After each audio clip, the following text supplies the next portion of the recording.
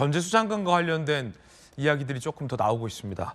윤영호 전 본부장이 복돈이라며 받아갔다라는 진술을 특검 측에 한 것으로 보도가 되고 있습니다. 윤영호 전 본부장 주장입니다. 한겨레신문과 동아일보. 전재수 의원에게 2018년 9월경 현금 4천만 원 명품 시계 2개 건넨 것으로 알고 있다. 전 의원이 처음엔 거절했지만 복돈이니 받아도 된다고 하자 금품을 받아갔다라고 특검 조사에서 진술했다라는 보도 내용입니다. 또 다른 보도에 따르면 전재수 전 장관과 통일교가 수차례 접촉했다라는 보도도 나왔습니다. 자, 사진에서도 지금 전재수 장관과 통일교 인사들이 또 관련된 책까지 들고 찍은 사진도 보도가 됐는데 중앙일보 보도입니다. 통일교 및 유관기관 행사 등 수차례 통일교 측과 접촉을 했다.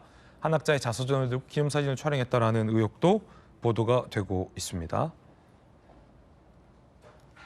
자, 물론 전 장관은 여전히 사실무근이다라고 반박하고 있다는 입장도 소개해드리겠습니다.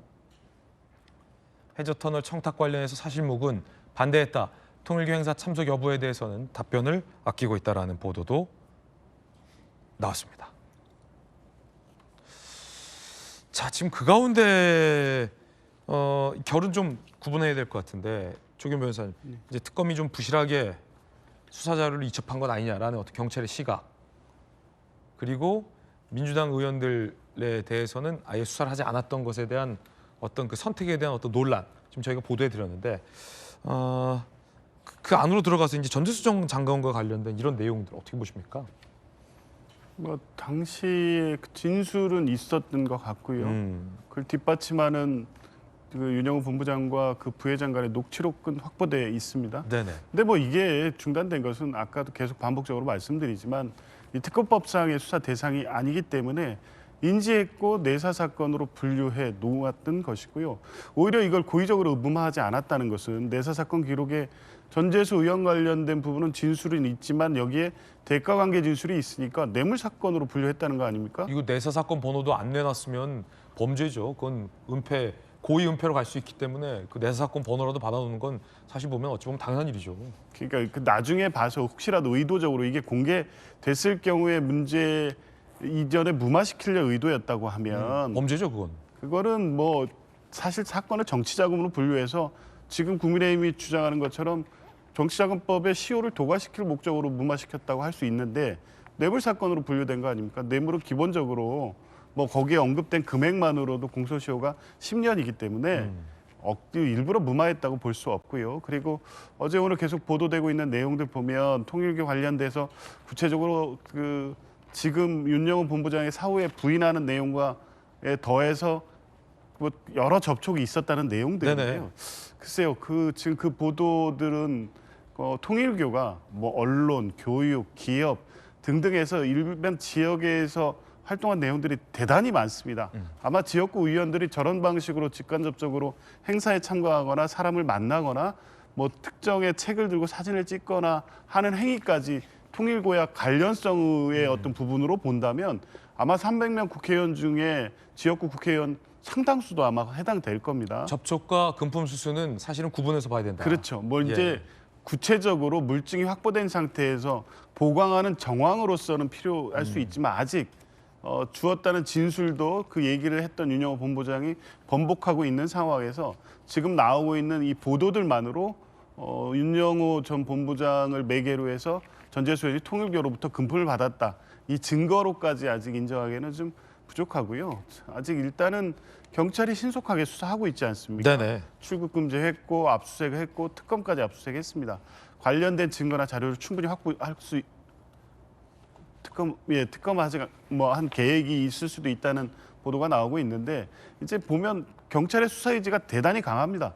그러면 곧 나올 거예요. 이 사건의 구조는 권성동 의원이 통일교로부터 돈을 받는 구조와 크게 다르지 않을 것이기 때문에 경찰의 사건의 진위를 확인해가는 방식이라든가 수사 방식도 크게 어렵지 않을 겁니다. 결과를 지켜보면 될 것을 여러 가지 의혹만 부풀리게 하면서 마치 이 제기된 진술만을 가지고 범행을 단정하기는 아직 이르다는 말씀 드리고 싶습니다. 네. 자, 그런가 하면 윤영호 전 본부장의 말이 바뀌었습니다. 통일교 지원 한쪽에 치우친 건 아니다. 실명 공개해도 되는가? 세간에 회자되는 진술한 적 없다. 진술 바꿨어요. 부인했어요. 만난 적도 없는 분들한테 금품 전달하는 게 말이 되냐? 그러자 야당에서는 대통령 압박 이후 진술을 번복했다. 이게 먹혔다라는 비판도 있습니다. 전주 의원님 어떻게 보십니까? 저는 대통령이 지난주에 국무회의 석상에서 2번이나 통일교 해상 관련한 언급을 하셨잖아요. 저는 그거에 먹혀든 거 아닌가 싶습니다. 그 지난주 윤영호 씨의 그 마지막 이제 공판이 있었죠. 이제 그날 뭔가 폭탄 선언이 나오지 않을까 싶어가지고 여러 언론들이 또 갔었거든요. 네. 그런데 이제 거기에서 얘기를 안 했고 심지어는 그런 말 한 사실이 없다고 아예 적극적인 좀 부인까지 하고 있어서 네네. 오히려 더 그 저희가 좀 의심스럽죠.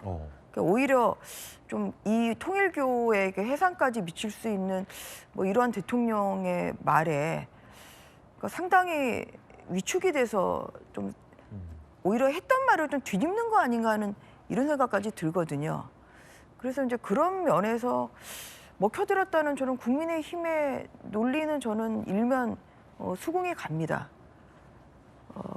근데 윤영호 씨가 지난 8월에 그 특검이 얘기했다는 것이 너무나 근데 구체적이거든요. 근데 그게 수사 보고서에 이제 있다는 거고 이제 그것만 사실 대단한 걸 넘길 줄 알았는데 국수본에서 바꿔보니 이 수사 보고서 외에는 별다른 자료가 없어서 굉장히 당황스럽다. 이게 제대로 넘긴 거냐. 지금 특수본에서 그렇게 얘기를 하고 있다는 건데 근데 그 뒀다는 이제 동기가 굉장히 중요하거든요. 이제 한일 해저 터널을 위해서 통일교가 이제 그 사업을 좀 해보려고 그래서 부산이 지역구인 전재수 장관에게 그렇게 접근한 것이다. 이것은 너무 이제 동기가 그럴싸하지 않습니까?